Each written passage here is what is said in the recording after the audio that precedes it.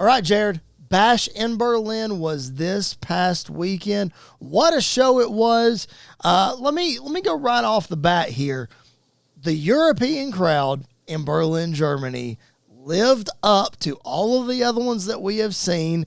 It seemed like, man, that the card was pretty predictable. Last week, you and I, gave our predictions for the show, and we were right in line with each other. I think I gave one that was different for the sake of giving one that was different, but we were right on all of them.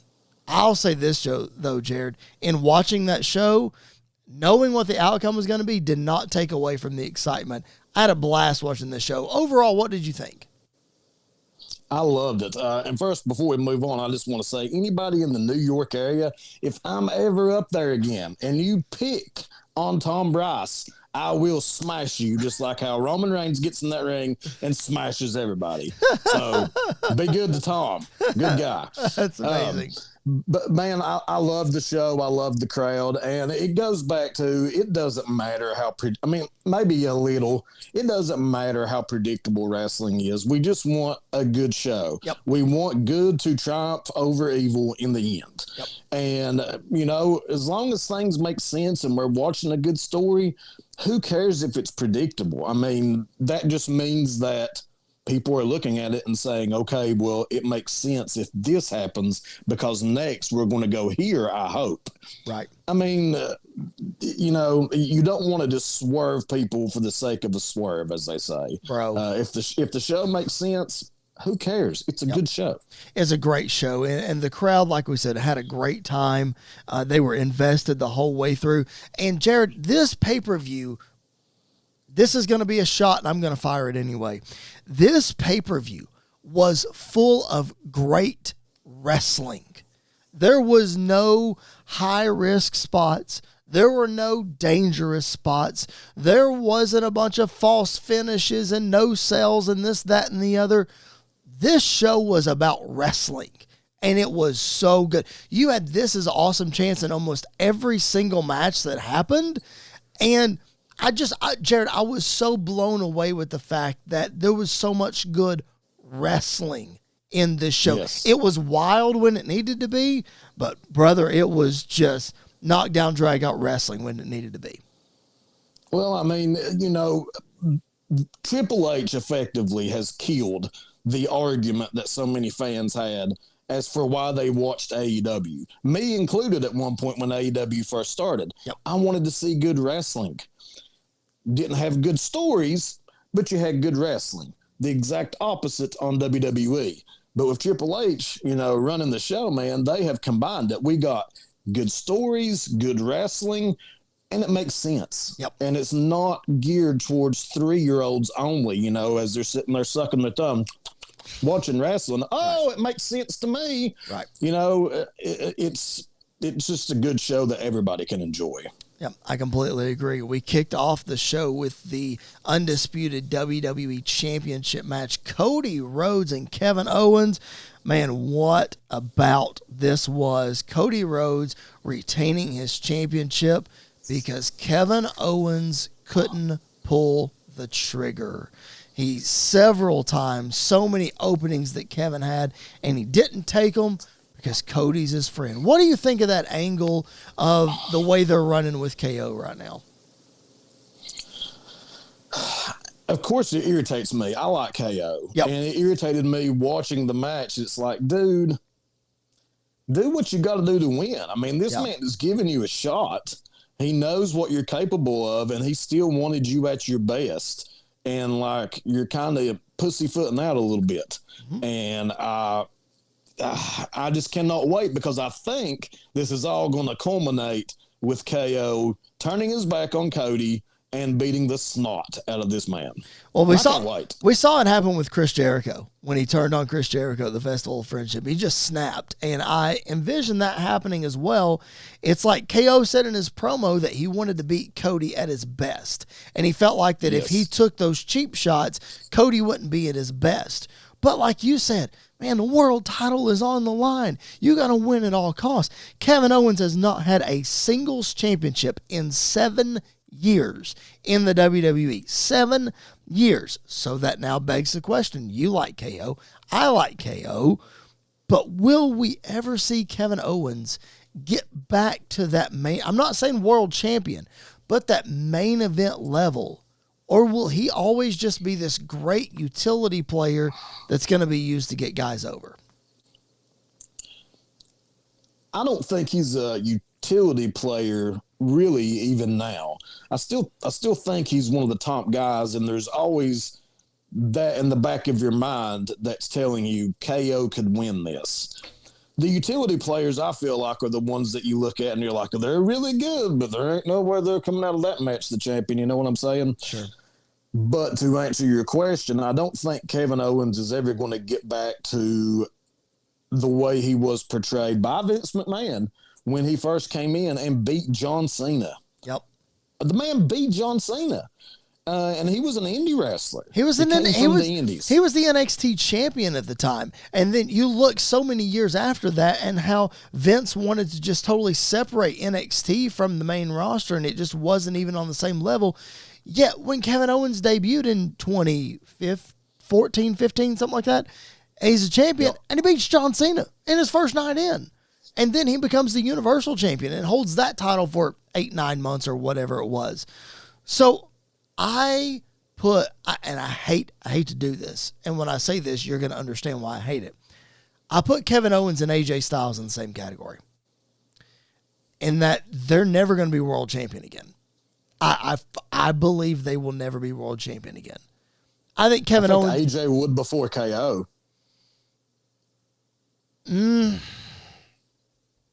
Maybe. The reason I say maybe is I feel like Kevin Owens is better off under the Triple H regime, whereas AJ Styles was probably better off under the Vince regime. Mind-blowing, isn't it? Isn't it? It's crazy because AJ had 2 world championship reigns that both lasted over a year. Both times that he had the world title. Kevin Owens had the world title one time, and he lasted 9 months. And it could have gone longer had the Goldberg fiasco not happened, and whatever. Besides the point. I hate that for these guys. And if they're happy with their spot, great. It just makes it hard to take them seriously in a championship feud because I don't think they're going to win. So basically, I think we're both kind of, tiptoeing around the fact that maybe as far as in Triple H's eyes or even the fans' eyes, whatever how you want to phrase it, they might be past their prime. Is that kind of what we're getting at here? I think so. Because, yep. But just think though, if Vince was still in charge, AJ coming back as jacked as that man looks, he would have won the world title again. Yep. No doubt. In that situation, there were 2 world titles for a reason, and AJ Styles would have went and got the other one if he wasn't dethroning Roman Reigns. He'd have went and got the other one. No doubt about it. That's why this 2 world championship thing blows my mind that Kevin Owens hasn't had another world title in 7 years because there's been 2 of them the whole time. Go get the other one. It just... I don't know. And Bruce always says, well, they didn't need the world title. I think both of these guys could benefit from the world title again. Absolutely. I mean, you could sell tons of their merch. You could put them back at the top. Yep. Even if it's just for a couple months, they could have a nice little reign and then drop it back and, see how they do from there on. Let them chase it again. I agree. I don't know, man. I think once we get this heel Kevin Owens, it could be very interesting to see what happens. I would love to see, I'm not saying I would love to see Kevin beat Cody Rhodes, but I would love to see him going up against Gunther for the other world championship. That would be a fun match for sure. We'll talk about Gunther here in a minute. Let's talk about the women's tag team championship. Changed hands as we predicted. Bianca Belair and Jade Cargill defeating the Unholy Union, Alba Fire and Isla Dawn. Jared, don't want to get too much into this match. I think it was definitely the popcorn spot on the show. Didn't go as probably as they would like. I don't know. It didn't hit well for me. But do you think you mentioned it last week, you think putting the titles on them just helps their feud going into WrestleMania. Do you think it's because, not necessarily that they're building towards that feud, but that creative just didn't have anything for Jade and Bianca without the titles? I feel like they were just kind of there and not really doing anything. Yeah, I still don't think I've watched this match all the way through, and I've kind of like watched a match here, watched a match there. Tess watched some of it with me, but she kind of fell asleep a couple times when I had it on, or I probably would have watched the women's match because she really likes Bianca. So I probably would have watched it or may still watch it with Tess. But as far as just for me, I did not care about this match. They haven't done anything to make me care. Nope.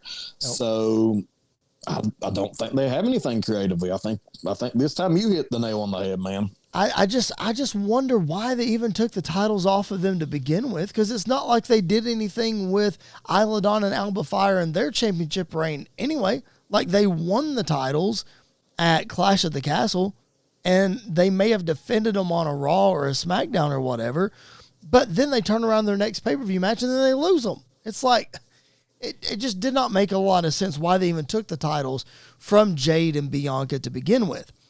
Go ahead. If I had to venture a guess, and I have nothing to base this on, I almost wonder if Triple H was thinking, okay, let's split them up and let's let not Bianca, what's the other Jade name? I keep forgetting. Yep. Yes, Jade. And we'll let Jade start having some singles matches, and then maybe put Bianca over here and have some singles matches, and we'll bring them back together for a big feud. And then they probably watched Jade a little closer and thought, maybe we should stick with some tag team matches for a while. I swear, if I was a betting man, that's what I would say. Well, I would not put any money down against that bet because you're probably right. But all that to say, let's go back to Bianca Belair for a minute, because I wrote something down in my notes that I want to get your take on, especially because your wife is a fan of Bianca. When she came out at this pay-per-view, she got no pop, no cheers, no nothing. It was just there. And it was like during the match, she had to beg the crowd to get behind her.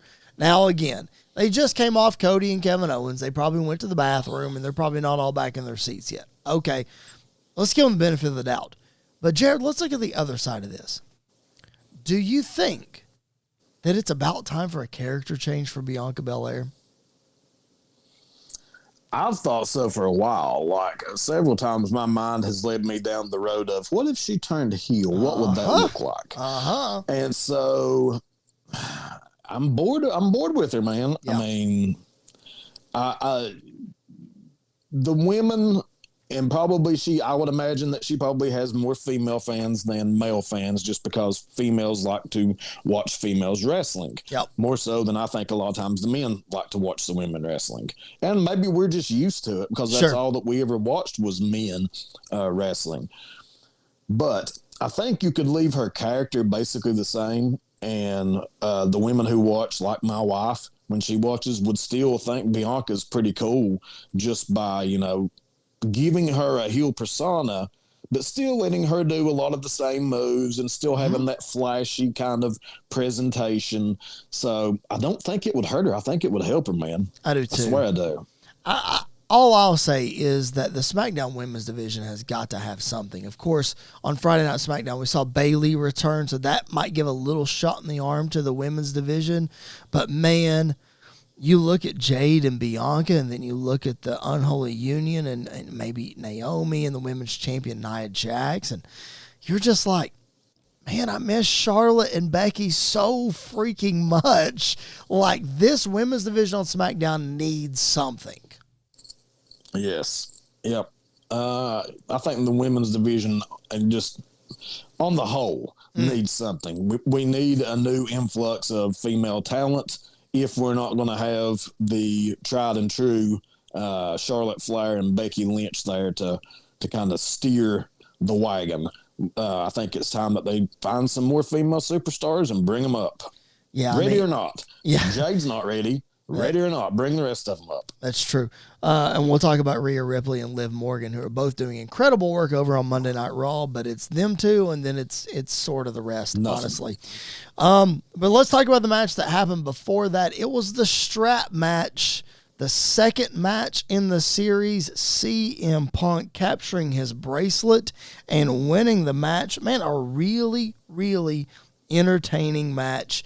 I want to bring this up about the match because it was an old-fashioned strap match. It was really good. They beat the tar out of each other. It was fantastic. But if you're looking on your screen on YouTube, by the way, if you're not watching on the YouTube channel, please make sure you do that. Viewership is growing. We would really appreciate your support there. But on the YouTube channel, the video version, you see Jared CM Punk's gear there. And that gear that he wore at Bash in Berlin was the exact same gear that he wore at All In and Wembley Stadium for AEW 1 year ago. When I was watching this dude, I was like, I know I've seen him wear that before. Didn't know where from, but yes, you are correct. I looked. So, last weekend, not this past, so Bash in Berlin was on Saturday. The Sunday before that, of course, we talked about AEW All In Wembley. And Jack Perry just cannot let this real glass thing go. He calls out CM Punk in the middle of his match with Darby Allin with the real glass and everything. So do you think CM Punk said, okay, I'm going to wear this just because? Do you think that? Oh, yeah. 100%, man. It was definitely taking a shot at AEW. Yeah.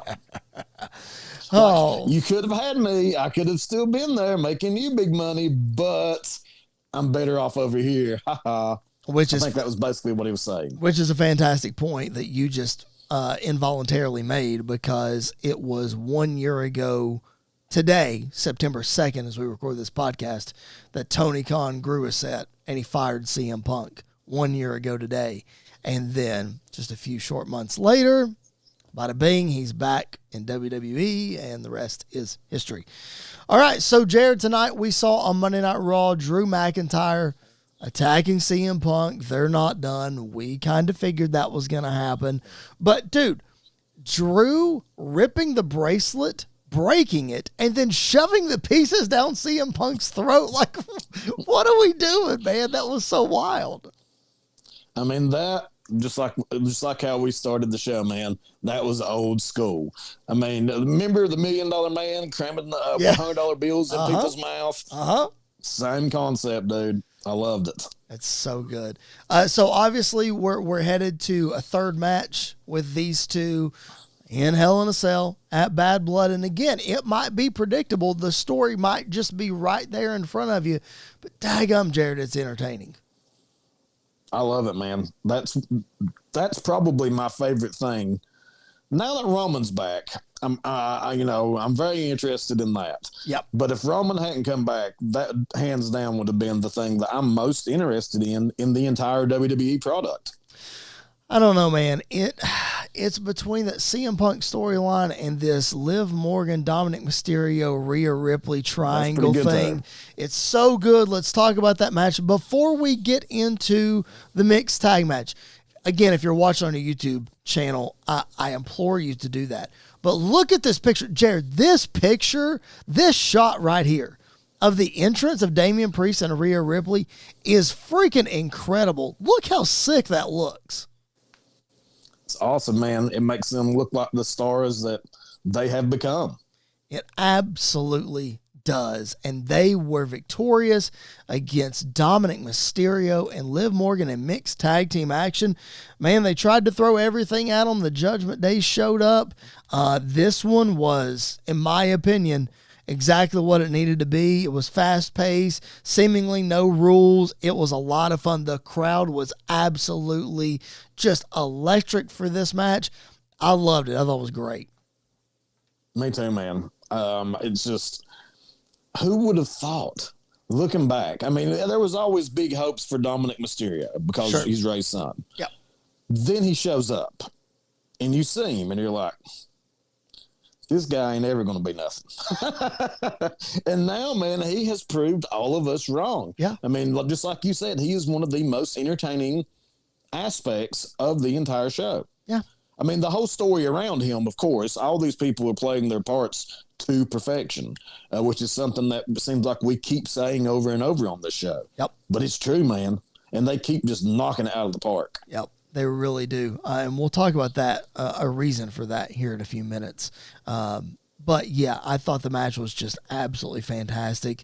But again, as we saw with Punk and with Drew, we saw an attack at the beginning of the show. They're clearly not done. We're probably headed towards Liv versus Rhea inside Hell in a Cell as well, which I think makes sense. I think there's a scenario you could stretch it all the way to WrestleMania, but I think I'd rather see Rhea versus Dom at WrestleMania. So let's get Rhea and Liv out the way, and let's keep it going that way. Let's talk about the main event, man. This hard-hitting back-and-forth affair. You can see it again on the YouTube screen, just how hard these two hit each other. Of course, I'm talking about Gunther and Randy Orton for the World Heavyweight Championship. Gunther coming out on top. It was good, man. It really was. They beat the tar out of each other. But part of me thought this was about 5 minutes too long. Like, I feel like if they would have ended it about 5 minutes earlier, I would have been more invested. I didn't, I mean, maybe I could, next time I watch it back, because I'm sure I'll watch this again, maybe I'll keep that in mind. But that didn't enter my mind whenever I was watching it, man. It kept me captivated pretty much the entire way. And this was one that my wife Tess actually watched with me, and she loved it too. Like, I looked over a couple times because I thought she'd be asleep. Nope. Eyes glued to the TV. And of course I laughed that now she watches wrestling. But well, I mean, I know she likes Gunther, but Carell was there, so she had to watch to support him. Yes, I made sure that she remembered that Carell would in fact be there. But man, this was a great. I said this last week. Randy was a perfect opponent for Gunther, and he was. If Roman Reigns had been there, then the Island could have been there too. Oh, go ahead, man, just that would have had everything. Golly, would have been perfect storm for her. But man, Randy just put Gunther over. Yeah, dodge your bullets there. Randy just put Gunther over in a big way. Kicking out of the RKO was a huge spot. It really made Gunther, of course, the show of respect there at the end. Just a really great opponent for Gunther. And now as we're watching Monday Night Raw, looks like we're going forward with Sami Zayn knocking on Gunther's door one more time for a World Heavyweight Championship match. I'm like you. I'm like, come on. We got from Randy Orton to Sami Zayn. Come on. Yeah. The only way that I'm going to buy Sami Zayn being anywhere near the world title picture ever again is if they revamp the bloodline, which of course you know they will, the original bloodline, and they bring Sami back. Then you can get him back in the main event picture. But right now, he's just dead in the water to me, man. Like, I don't care anything about his character. I don't either. I really don't. But we hope that our viewers and our listeners care about our product. We hope that's why you're here. And if you are here on our YouTube channel, hit the thumbs up button. That would be very much appreciated. Hit the subscribe button. We are almost to 200 subscribers. Again, might not sound like a lot to everybody else, but it means a heck of a lot to us. Make sure you hit that subscribe button. Jared, there are so many videos that we have posted previously that the viewership just keeps climbing and climbing and climbing. Do yourself a favor, go back and check out all of our playlists where we've sort of broken up a lot of our longer episodes into shorter videos. Check those out. Leave us some comments. Let us know what you think. We do our best to respond to each and every one of those. So make sure that you leave us a comment. We would very much appreciate that. And again, subscribe if you haven't already. I can't stress that enough. Jared, like 80% of our viewers on our YouTube channel are not subscribed. All you got to do is hit the button right down there. Hit the subscribe button. Is it like a bell or something? It's a bell. Yes. What the hell? Use the bell. You heard the man. You heard Bobby the man. Heenan, WrestleMania. Hopper versus Bret Hart. I'll never forget it. You heard the man. Set those notifications. That way you'll know each and every time we upload a new episode. We would appreciate that very much. All right, Jared. We got a couple more things in WWE to hit, and then some big news. One thing. Yes, go ahead. One thing before we go on. Before we leave the Gunther aspect, what does it mean for his character that he shook Randy Orton's hand at the end and that he's the one that like proposed the handshake? That's a good question. Because I could have seen it if it was the other way around, that Randy, said that, hey, Gunther, you earned my respect, blah, blah, blah. I don't know. Especially if he's the big bad heel. I mean, obviously they got Sami Zayn in here, and Sami can rile the crowd up, and it's easy to turn Gunther back heel. I don't know. I think it was more about Randy than it was Gunther. As they said on the broadcast, it was very much the passing of the torch. The future is now, yada, yada, yada, that kind of thing. So I think it was more of that than anything. But I'll be interested to see if they say anything on commentary tonight or what Gunther said in his promo. Again, we have Raw on while we're recording, but we're not listening to it. So I'll be interested to go back and see if he said anything specifically about Randy.